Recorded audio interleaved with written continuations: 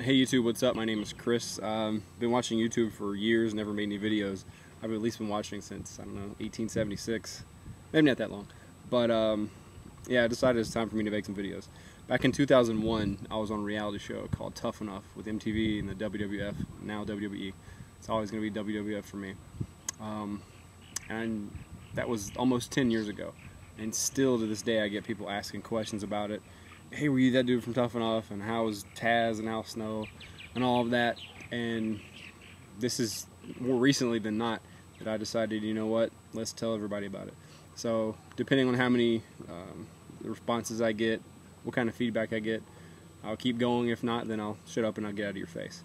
But I guess let's first start with how I got into all this. I guess it started when I was 6 years old. You know, Saturday mornings used to be the big cartoon days. You'd watch cartoons from like 7:30 to noon, and then, you know, things like Saved by the Bell would come on. But for me, what got my attention was this thing called wrestling. And I remember the very first thing I saw was the WWF logo, and me and Gene going, "The WWF, what the world is watching."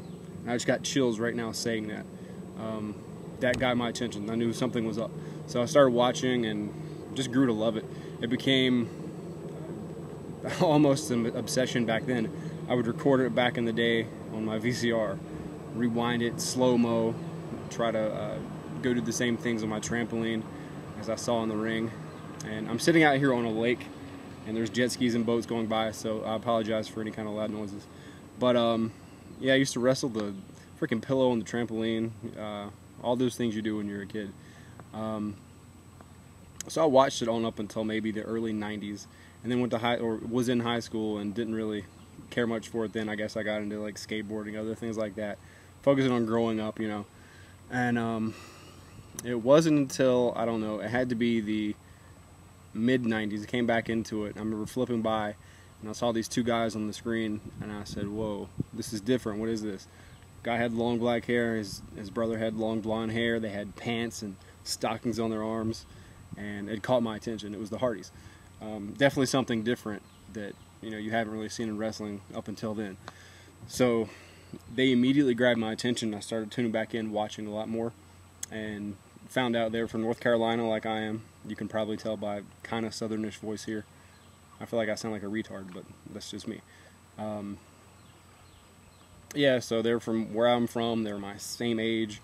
Matt's a little bigger than me, but Jeff is about my size, so it gave me this idea that I could do this too. I used to kind of watch the smaller guys anyway because I could kind of relate to them. So, you know, like X-Pac, love that dude. Always watch this stuff. So I started keeping up with wrestling a lot more, and then went to college, was 2 years into college, watching SmackDown and Raw every night, and I was really growing to really getting to want to do this a lot more as the days went by. My roommates knew it. I had posters on the wall talking about it all the time, but didn't know how to get in. And I remember asking a couple of friends of mine from high school how they got into it. You know, they were wrestling in independents, things like that. And a friend of mine took me to one of his shows, and I saw the stuff that was going on. And you know, independent sometimes is subpar, and especially in North Carolina, not a lot of great independent promotions. A lot of this stuff is somebody's 55-year-old dad wearing his Wranglers, about falling off his ass, beer belly, balding spot, kind of Hogan kind of thing, and then when they bump, change falls out of their pockets. I've seen this. And my very first match, the ring broke too. Not mine, but one I saw as I was interested in trying to learn how to be a wrestler. So anyway, this friend of mine took me around, and he said, so, you know, if you want to do this, here's where you train. He trained in Virginia at Jimmy Valiant School, Boogeyman, or Boogie Woogie Man. Didn't really want to make that commitment to travel there. Still trying to figure it out. But as I was watching, there was this commercial that came on I believe it was Raw one night. And, you know, of course it's Monday night, watching TV, all my roommates in their separate rooms. We had like an apartment or whatever.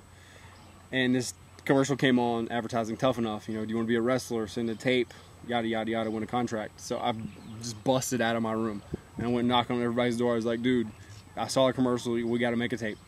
And we stayed up until 3 in the morning. I think we started like 10 making this video. It was a bunch of freaking bloopers, but got something together and sent it in. We had a ball doing it too. We still kind of watched it even after the fact just to laugh about those times. But sent my tape in, and I didn't hear anything from them. So I was like, oh well. Then I got a call, or I got an email, and it was a lady from MTV saying, you know, we saw your tape, we didn't have your phone number or something like that, has your email. So I gave them a call, and they said, you know, you're invited to the audition, and which is in New York. And I was coming out of my skin. That was the most amazing thing I've ever heard. Coming from, you know, wanting to do this and seeing kind of the subpar stuff you might get at some schools and some independent promotions, and then you get to train with the best.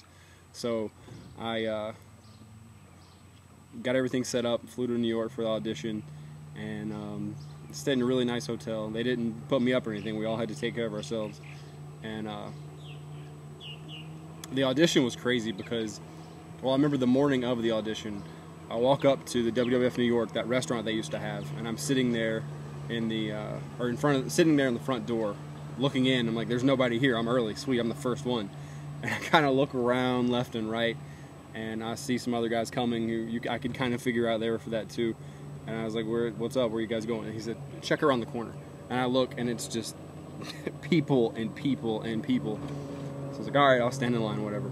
So standing in line, and finally get in. They give you a number, and they take half the crowd one day, half the crowd on the next day.